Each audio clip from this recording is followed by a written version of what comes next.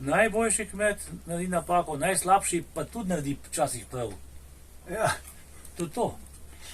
se pravi, da imam tudi možnosti.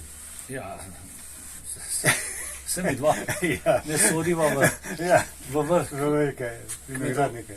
Ja, je pa dobre, uspešne Ampak, vinogradnike. Imamo pa zanimanja, ne dovolj, pa Ja, znanja, Pa vse več znanja. trudiva se, to je tisto.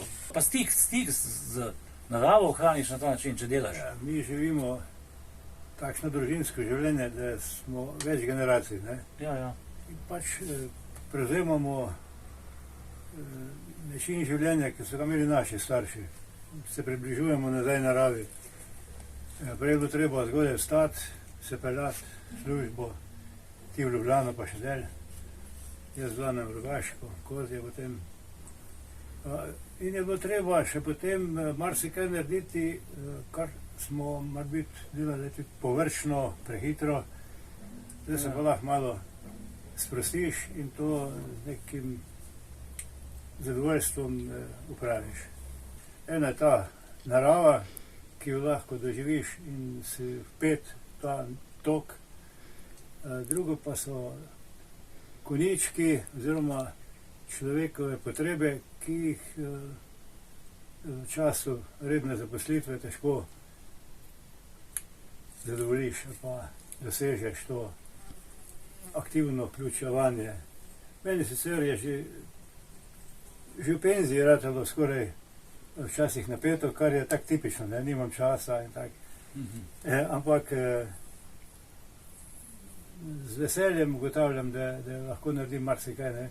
Kljub letom, kljub temu tretjemu življenjskemu obdobju, ki pa je pač k sreči takšno, da še nimam prehudih omejitev, ki zdravje me tega. To, ko si lik zdaj na koncu rekel, zdravje, ne, to nam služi, saj nama, ne. In če imaš to, potem imaš največ, ne. Ta lenoba, to je huda za stare ljudi, lenoba. Ja. Tega ne sme biti, ne. Vedno moraš imeti pred sabo nek cilj, pa reči, tole bomo naredili, pa to bomo naredili, pa čeprav se ga ne zmoreš v tako kratkem času. Za vsako stvar rabiš daljši čas, ne.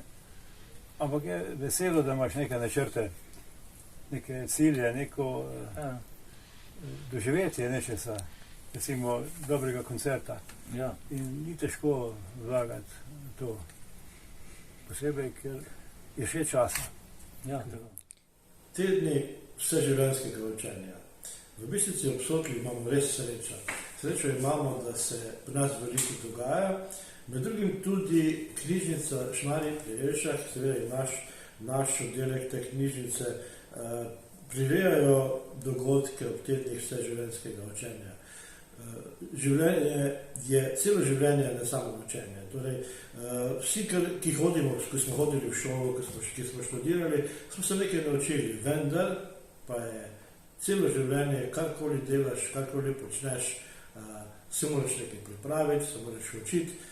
Se pravi, je pomembno, da ljudje v življenju enostavno gledamo z odprtimi očmi in se učimo. Torej, jaz vas vabim, da se vsi udeležujete dogodkov, od pravličnih uric do predavanj o vseživljenjskem učenju različnih dobrih predavateljev v Bistrici ob Sotli, v knjižnici ali v kulturnem domu, kjer se bo pač te zadeve izvajale.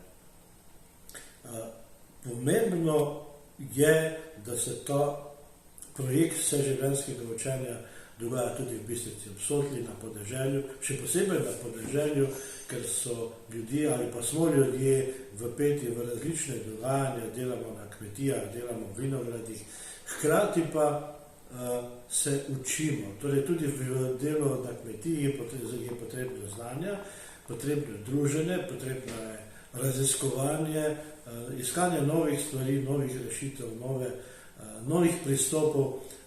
Moram povedati, da je meni v življenju največ so prinesle potovanja, ki razširijo obzorja, znanje tujih jezikov, s katerimi se lahko povezuješ tudi izven naše domovine.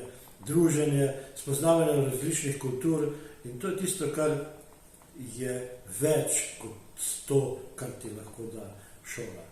Šola je pomembna, ampak vseživljenjsko učenje je pa pravzaprav najpomembnejša stvar, ki si jo človek lahko privošči, pa zato da rabi veliko denarja.